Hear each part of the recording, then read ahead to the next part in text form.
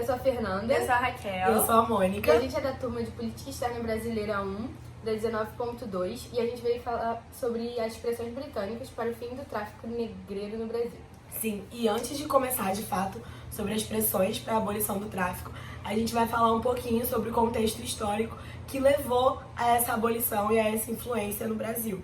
Porque a Inglaterra sempre foi uma superpotência. E sempre foi um grande império. um grande império, e ela tinha muita participação nesse comércio de negros Comércio de negros no mundo inteiro. Pessoas escravizadas no geral. Porque ele tinha uma grande frota de navios também.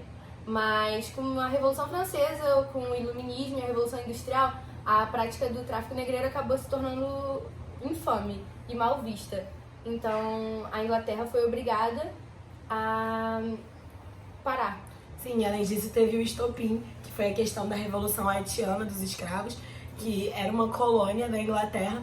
Então, o fato daquela colônia tão grande, que era tão importante para a produção da cana-de-açúcar inglesa, ter se rebelado contra e ter justamente impedido que eles continuassem comercializando aquelas pessoas, fez com que eles mudassem de fato a forma que eles se posicionavam contra a abolição do tráfico de escravos. E por ser justamente uma potência, eles começaram a influenciar outras potências para poder justamente deixar suas colônias com o trabalho que elas já tinham, mas parar de fazer esse tráfico, até porque justamente essa questão da revolução acabava se tornando um gasto muito grande, sem necessidade. Além de também a questão econômica, porque como os países como o Brasil, Cuba, tinham muita mão de obra escrava, a cana-de-açúcar acabava se tornando um produto muito mais barato e competia com a cana-de-açúcar inglesa, que, como já tinha parado o tráfico e o uso de negros na lavoura, acabava se tornando um produto bem mais caro para o consumo mundial.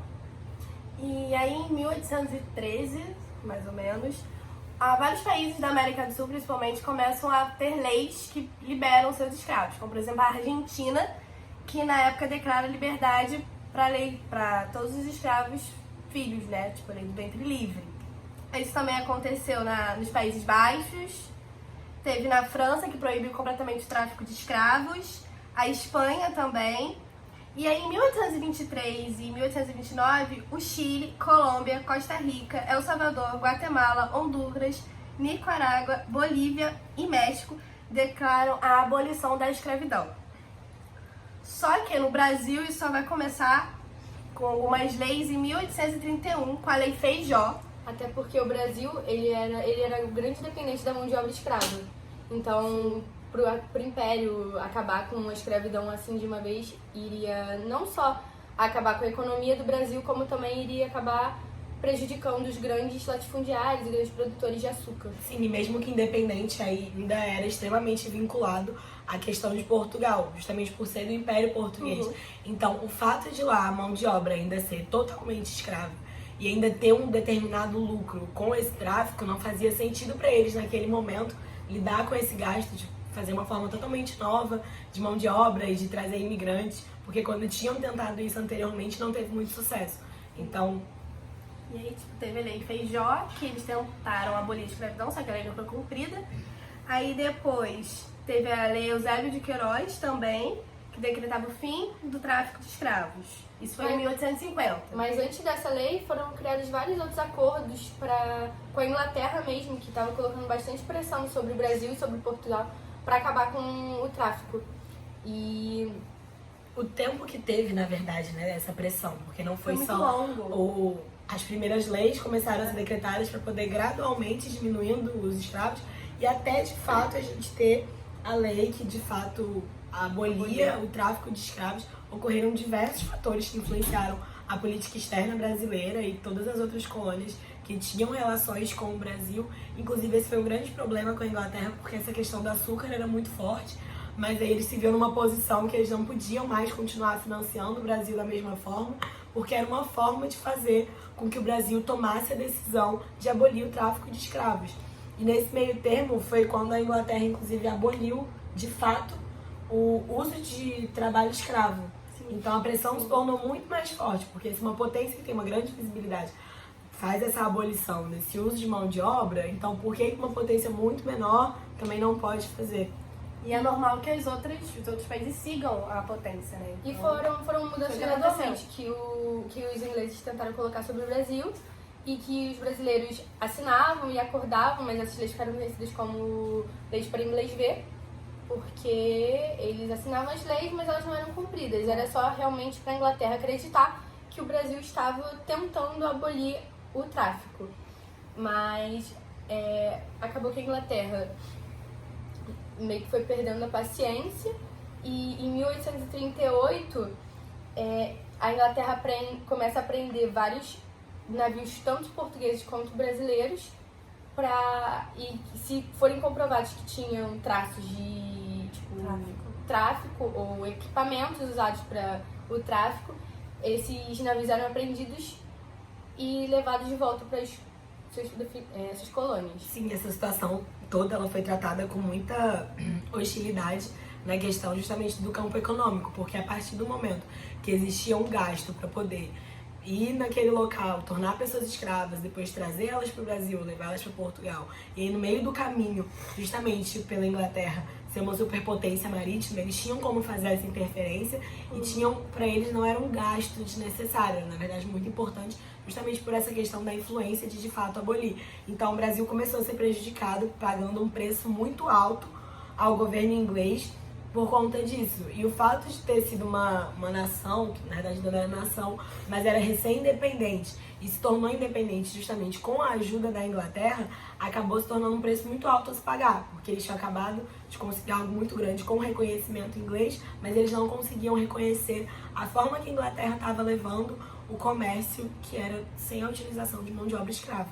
Sim, até em 1845 também foi decretada a Lei Bill Aberdeen, que foi decretado que os navios apreendidos também com traços de tráfico, eles poderiam ser condenados como pirataria e sendo condenados como piratas mesmo, e até 1850 ser estabelecida a Lei Eusébio de Queiroz no Brasil.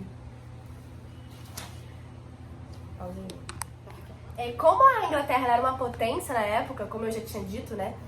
É normal que os outros países sigam essa potência. E aí, de 1851 a 1869, vários países decretaram o fim da escravidão. Foi o caso da Colômbia, Equador, Argentina, Peru, Venezuela, os Estados Unidos e o Paraguai.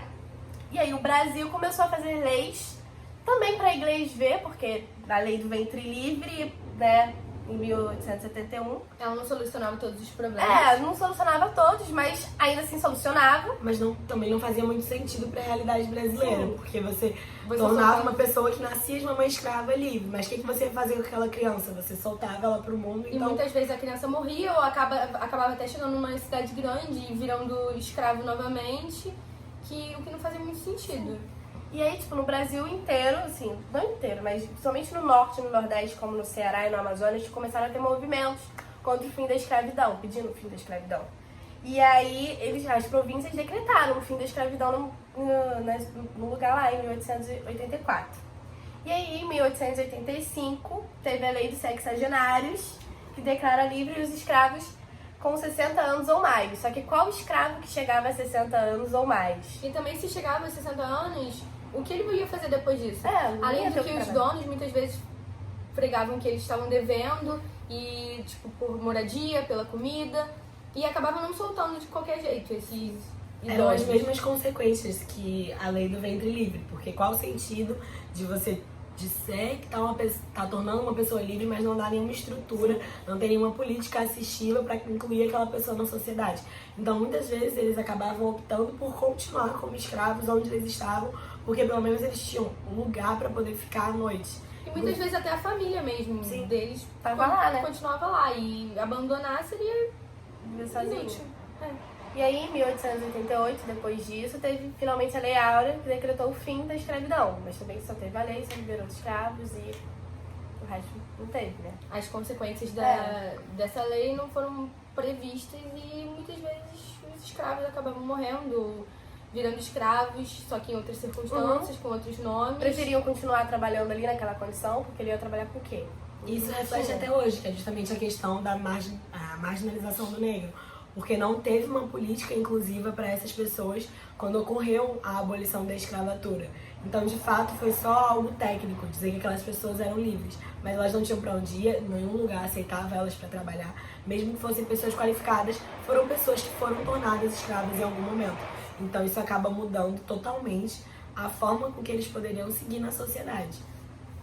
A gente também assistiu uns filmes sobre o tema, que era Quanto Vale é por Quilo e A Rota do Escravo, e teve também qual é o outro? Cafundó. Cafundó. E aí... Foram filmes que falam sobre isso que a gente abordou durante o nosso TED. Que assim, o filme Quanto Vale é por Quilo é um filme contemporâneo que ele fala sobre uma ONG brasileira. Isso, exatamente, um filme brasileiro que fala sobre uma ONG brasileira que desviava recursos das periferias para poder fazer outras coisas. Era desvio de recursos, era Caixa 2. O filme fala sobre isso, mas a questão desse Caixa 2 é que fala justamente sobre como na periferia eram crianças negras, eram mulheres negras e homens negros que estavam sendo afetadas por esses desvios. Porque justamente a questão da construção da favela veio justamente com a abolição da escravatura, que era isso, para onde que a gente vai agora que a gente é livre. Então o filme mostra o tempo todo, simultaneamente, uma história que estava ocorrendo nesse período da abolição da escravatura e da pressão inglesa para poder chegar nesse momento, e mostra no período contemporâneo como que isso afeta as pessoas hoje e como que isso continua sendo de grande impacto social, de forma negativa mesmo, para a forma com que a nossa sociedade lidou depois disso. E o outro filme que a gente assistiu também foi o Cafundó. E ele fala exatamente... Ele é um filme brasileiro também, com Lázaro Ramos, e ele aborda exatamente, logo no início do filme, isso, que foram os escravos e a expectativa deles com essas leis que estavam chegando por causa da Inglaterra, de como seria, o que aconteceria no futuro, o que aconteceria quando eles finalmente estivessem livres. A expectativa grande deles de verem que nenhum escravo novo estava chegando, mas também muito medo que eles tinham por serem marginalizados, e como eles sempre foram e como são até hoje em dia. Bom, isso aqui que a gente falou foi só um resumo do que a história realmente aconteceu, né? Porque teve muito mais coisa, teve muito mais acordos e tentativas da Inglaterra de parar muito antes o tráfico de escravos no mundo. E também lembrar que o Brasil foi um dos últimos países Sim. do mundo a abolir a escravidão. No mundo inteiro. E foi isso. Isso aí tem consequências até hoje. A gente sofre até hoje com isso, com essa demora. Com esse atraso. O Brasil esse até próprio hoje, fim. mesmo tendo a maioria da população negra, ainda é um país racista. Sim, exatamente isso. Deve muito justamente à influência da Inglaterra. Porque por mais que tenha demorado muito, foi uma prática que só teve fim porque ocorreu a pressão inglesa. Porque se não tivesse ocorrido, se a Inglaterra tivesse demorado mais para poder abolir o tráfico, aqui no Brasil teria demorado mais ainda. A gente não tem noção de quando teria acabado. Porque justamente, por mais que tenha demorado, foi só por conta dessas práticas e políticas das pressões inglesas. Obrigada! Acabou.